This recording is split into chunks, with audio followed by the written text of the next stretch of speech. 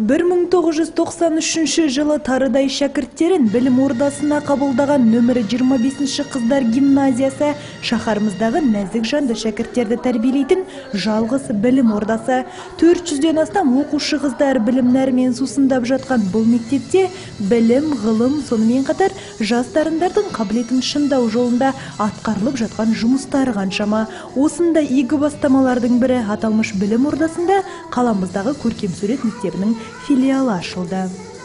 Қазақта бұлақ көрсең көзін аш деген мақал бар ғой. Сондықтан да қазіргі күнде оқушыларымыздың білімін одан ары дамытып, өнерлерін дамытудың бір жолы ретінде бүгінгі күні гимназиямызда көркем сурет мектебінің филиалын ашқалы отырмыз.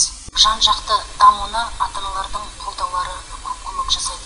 Сол ата-аналардың сұранысы негізінде мектептің ішінде ұйымдастырып отырмыз.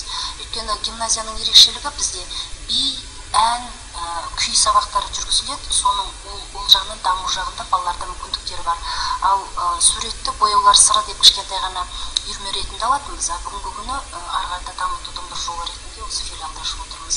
Және бірінші сынып оқушыларына бұл тегін түрде өткізіледі, ал екінші, үшінші, төртінші сынып оқушыларына ата-аналардың демеушілігімен өтетін филиал ашылды. Аталмыш білім ордасының сурет мұғалімі Сұлтанбек Төлегенұлының жетекшілігімен жұмыс жасайтын бұл филиалда қылқаламға қызығушылық танытқан оқушылар көркем сурет мектебінің бағдарламасы бойынша жұмыс жасайтын болады, дейді Қинаят Хамитұлы.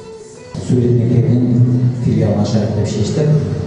Негізінде өздеріңіз білесіздер, қазір мектеп, сурет мектебі шағын мектеп, 120 адамға арналған. Қаламызда сурет өнерімен айналысам деген балалардың саны өте көп. Қазіргі таңда қосымша біліммен айналысам деген балалардың саны артып келеді. Сондықтан басқа бір жолмен балаларды қамту мақсатында қаламызда филиалдар ашып жатырмыз.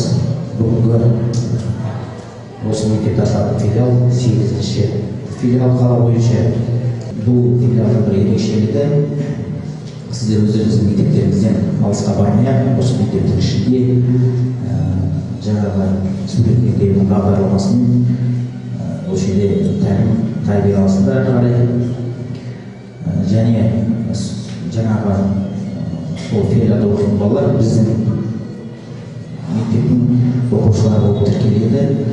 Және сырттан келген бір жаздың кезінде балалар бізге мектепке түсу үшін қанша құжаттар жинап береді. Содан кейін емтихандар тапсыру керек. Емтиханнан тапсырса өтеді, тапсырмаса өтеді. Ондай жағдайлар бар. Сондықтан ал сендерге ондай қауіп жоқ. Сондықтан өздерің мектептерде оқып, білім алып, 11 жасқа келгенде біздің бөлім курсқа келесіздер. 12 жасқа келген балалар біздің бірінші курста ешқандай сынақтан өтпей біздің мектепке ауысады.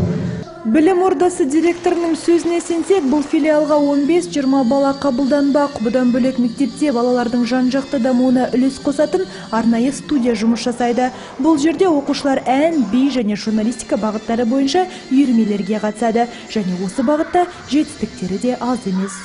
Биылғы оқу жылындағы оқу тәрбие жұмысы елбасымыздың болашаққа бағдар рухани жаңғыру идеясы аясында өткізіліп жатыр. Гимназияның ұстаздары мен оқушылары кез келген білім, өнер сайыстарында, спорт жарыстарында үлкен жетістіктерге жетіп жүр. Ізденімпаз, шығармашыл ұстаздарымыз бен шәкірттеріміздің саны өте көп деп айтуға болады. Соның айғағы міне осы күзгі каникул уақытында Астана қаласында өткен 2 қараша күні халықаралық деңгейдегі қазақ баласы байқауы. Ол байқауда біздің Наз би тобы жетекшісі Смагулова Ирина Николаевна бірінші орынды иемденіп келді. Жеке биде Жусупова Даяна жүлделі орынға ие болды. Ол да осы Ирина Николаевнаның шәкірті.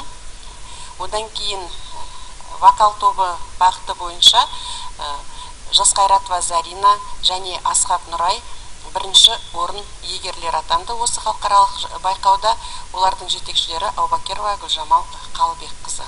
25-ші гимназия мектебінің мың бұралған биші қыздарынан құралған Назби ансамблі республикалық және халықаралық жарыстардың жеңіс тұғырынан көрінеді.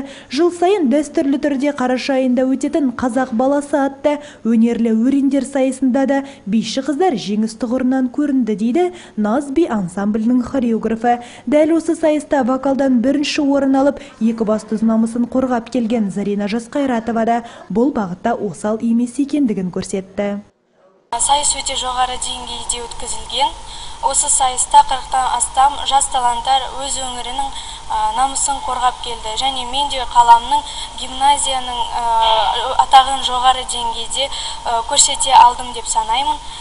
Біз оқушылар ұстаздармен бірге гимназия атағын жоғары деңгейде өткізудеміз. Бұл мектепте өнерлі оқушылармен қатар білімінен мыңды жығатын оқушылар да аз емес. Солардың бірі Шырайлым. Қарашаның басында Павлодарда өткен Зерде республикалық ғылыми жобалар сайысының облыстық кезеңінде үздік атанып, бірінші орынды жеңіп алған Шырайлымның да тақырыбы ерекше. Менің ғылыми жобамның тақырыбы моральды көлін рекреациясын дамытудың маңызы. Мақсатым моральды көлін ерекшелігін анықтау арқылы рекреациялық мүмкіндіктеріне баға бере отырып даму жолдарын қарастыру.